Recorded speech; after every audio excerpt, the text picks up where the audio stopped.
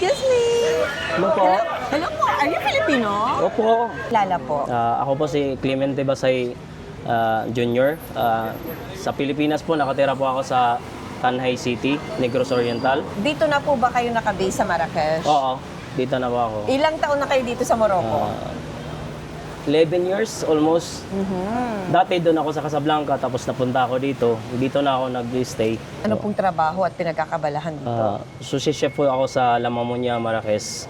Isa po yung 5-star hotels. Sir, kamusta naman ang trabaho? Sa trabaho, okay naman po. Medyo pagod, pero laban lang sa hamon ng buhay. Kasi may dalawa akong anak. Ilang oras po kayo nagtatrabaho kada araw? 8 hours po ang work ko. Pasok ako sa umaga ng 10. Out ako ng 3. Post po ako, tapos balik ako ng 7 until 11. Hanggang mag-close na ang Hanggang, restaurant. Okay. Bigyan niyo po ng idea, ano po yung mga kadalasan trabaho dito ng mga kapwa natin Pilipino? Sa babae po, ang kadalasan mga nani, alaga ng mga bata, pero sa mga lalaki dito, almost kusina ang labanan dito. Pero sa totoong maganda dito sa Morocco, sa totoo lang. Kumbaga sa living, okay lang. Bigyan niyo po kami ng approximate idea, magkano ang average sahod kada buwan ng isang sa kusina? Isang kusinero? Almost nasa 50K. 50K. Philippine money na yun. Philippine money. Oo. Okay.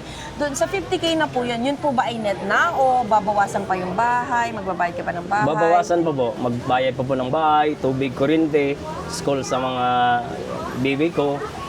Okay. Bigyan niyo kami ng ating tali ng breakdown ng ating cost of living. Sa bahay, magkano ba para sa isang pamilya?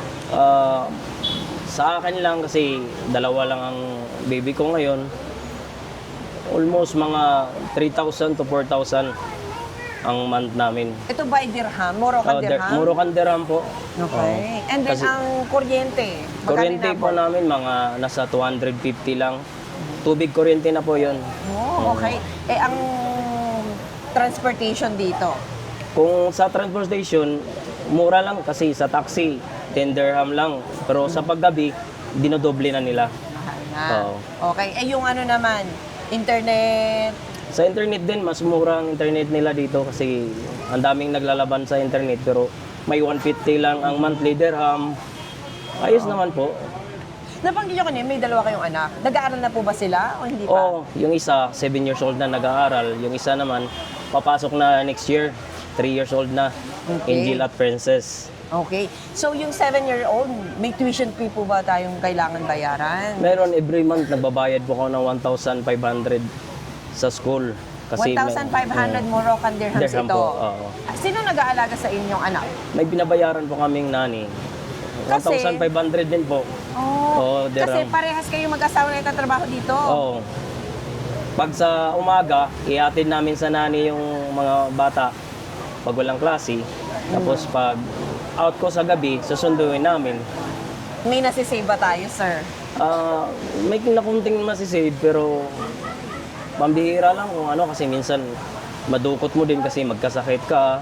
Tapos basta kinakasya lang ang Dahil may anak ka dito, nakikinita mo ba na papalakihin mo dito ang mga anak mo o sa Pilipinas? For me, parang dito na kasi sa Pinas parang sobrang mahal na. Tapos dito kasi sa living parang magampanan ko ang pagpapalaki nila dito. Kaysa Pinas, hirap pumanap ng trabaho tapos ang mahal pa ng mga bilihin kumpara dito.